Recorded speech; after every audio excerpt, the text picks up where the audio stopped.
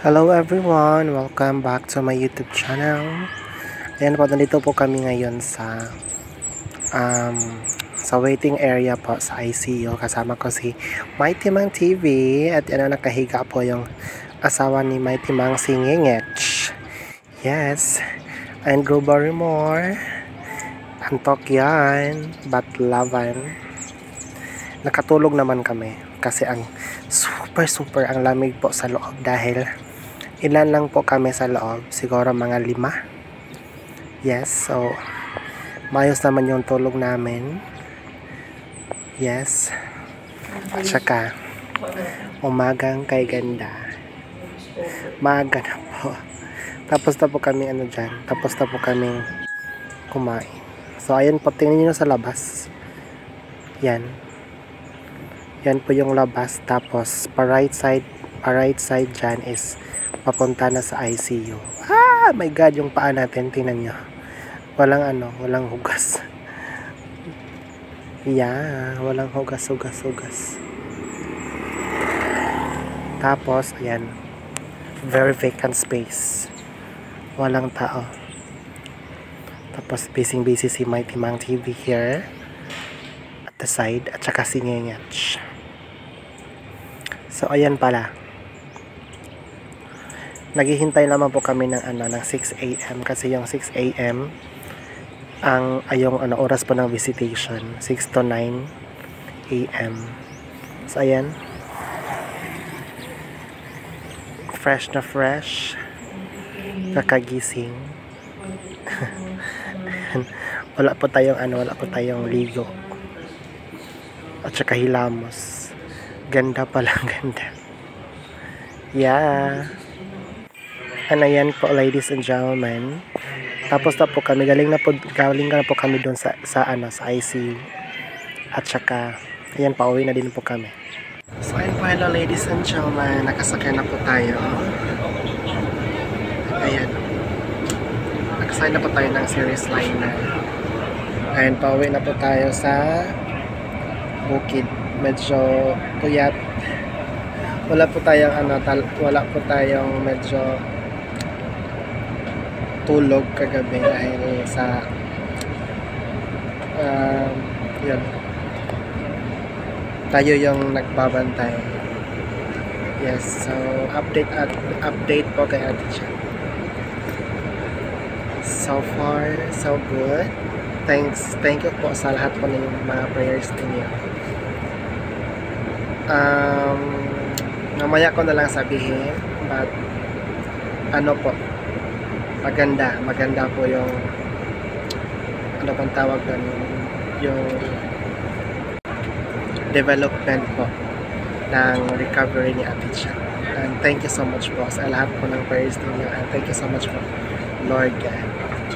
So, pahinga na po tayo pagdating sa bahay. Pwede tayong matulog na. Yung mga yung mga kasama ko sa bus, usually mga foreigner. Thank you so much po sa lahat ng prayers. Hello everyone. Na-flat yung motor na sinakyan natin kasi hindi ako nagdala ng motor. Hinahatid ako ni Inday Lucilab kahapon. So pagdating ko sa may iskina, kumain ako muna. Tapos bumili ako ng bingka, may bingka ako dito. Pagkatapos, naghanap ako ng habal-habal driver. So ayan, siguro naka-travel na kami ng mga 300 meters. Pagdating dito, na-flat yung motor kasi ang bigat ko daw. So bumalik na lang yung driver doon sa bayan. Magpapaayos na siya ng gulong at saka hanap na siya ng ibang driver na masasakyan ko papuntang bukid. Nabigat kasi. Kaya yun.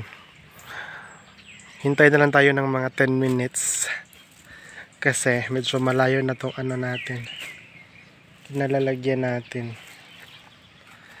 Yeah, sarap ng bingka. Meron akong bingka dito. Sarap po ng bingka. And hindi mainit kasi nasa tayo, ilalim ng punong kahoy. Yeah. Iba kasi yung iba kasi talaga yung shade ng puno dahil kahit sobrang init na, na-absorb niya po yung init ng sikat ng araw at saka nakapagbigay pa ng preskong hangin. Yeah. Nandito po tayo. May motor dito. Ganda po. Click. May motor. Tsaka let's wait for 10 minutes. Medyo inaantok na po tayo pero laban lang. But I am very very happy talaga kasi yun nga, yung sabi ko sa inyo, maganda po yung development po sa recovery process ni Ate Cha. Yeah.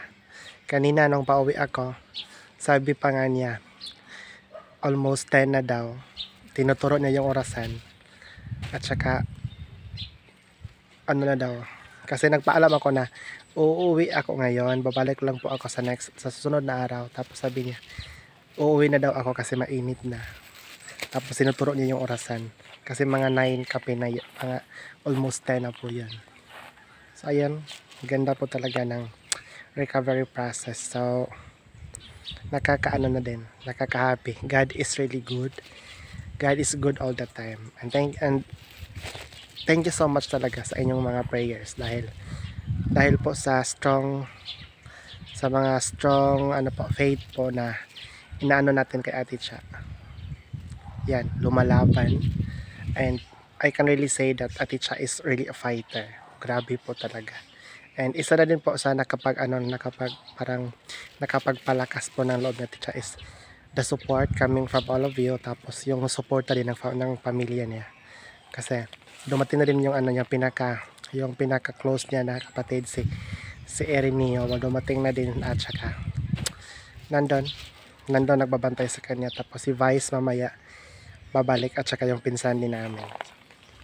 So see you later pagdating natin kasi wala pa yung driver. Ano kaya no? Baka magpapaayos pa talaga yun ng gulong. And it takes mga 20 minutes pa. Time check 1:35. Nakatulog naman ako sa bus and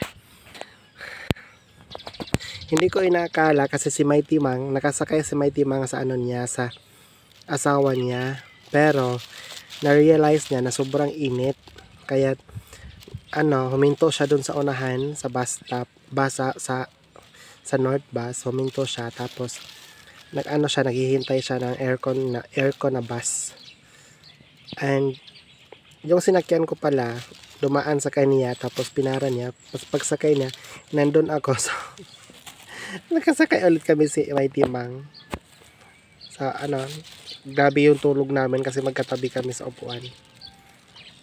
Tapos ayan, hindi kami nakapag-vlog doon. Hindi ako nakapag-vlog nung pagdating ni Mighty Mang kasi dami ng tao, daming foreigner. So see you later.